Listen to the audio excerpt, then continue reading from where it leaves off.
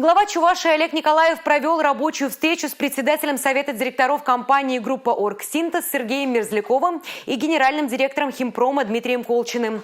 Говорили о реализации запланированных инвестиционных проектов и перспективе ближайшего развития. За последние 3 года предприятие реализовало проекты по расширению действующих мощностей. Сейчас идет строительство площадей для нового производства перекиси водорода. В ходе переговоров Олег Николаев особое внимание акцентировал на совместной реализации проекта «Учебно-производственные классы 21». По его мнению, результатом работы в этом направлении станут готовые кадры для предприятия. Мы, правительство Чувашской Республики, последние 2 года во всяком случае, организовываем нашу работу с крупными предприятиями по принципу совместного плана.